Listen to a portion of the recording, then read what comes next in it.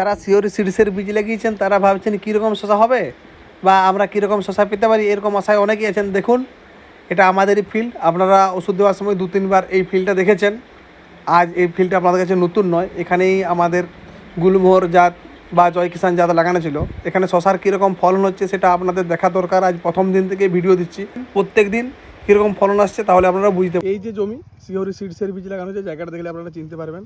আমাদের ব্যানারটা ওখানটায় আছে, এইরকম জায়গাটায়। আমাদের সিওরি সিডসের যে গুলমোহর, রাজনন্দী, জয় কিষাণ বীজ আপনারা অনেকেই লাগিয়েছেন। এখন শশা তো প্রায় ধরে গেছে আমার চাষিদের। এখানে যেগুলো আমি লোকাল বীজ দিয়েছিলাম, কেমন ফলন হচ্ছে বা কেমন শশা হচ্ছে এখনও শশা তুলেনি। এই শশা ধরেছে দেখুন, 1টা 2টো 3টা 4টা 5টা 6টা 7টা 8টা 9টা 10টা 11টা 12টা, জাস্ট একটা জায়গায়, সামান্য এতটুকু জায়গায় এই শশা। এরপর যদি মানে প্রত্যেকটা জায়গায় যদি আমি আপনাদেরকে দেখাই এই জমিতে, তাহলে বুঝতে পারবেন।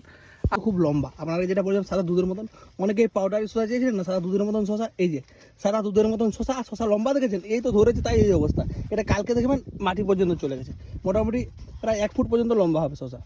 এখন আমাদের যে সিওরির বীজ যে যারা লাগিয়েছে, ও লাগিয়েছে ওরও জমি পাশে, যে ভিডিও বানিয়েছিলাম।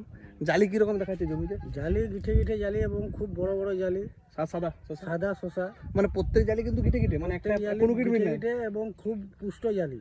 পুষ্ট জালি। মোটামুটি এটা ককাটা জায়গা আছে? এটা 7 কাঠা। 7 কাঠা। মানে ফল বেরোলে আপ টু কতটা বেরোবে মনে হচ্ছে? 2 কুইন্টাল বেরোবে মোটামুটি 1 কুইন্টাল 40-45 তো বটেই প্রত্যেক দিন বেরোবে। ঠিক আছে, এরপর প্রত্যেক দিন আরও ভিডিও ছাড়া হবে। এই জমিটাতে ছাড়বো শশা, যেহেতু তোলা হবে, হয়তো 2-4 দিনের মধ্যে তোলা শুরু করে দেবো।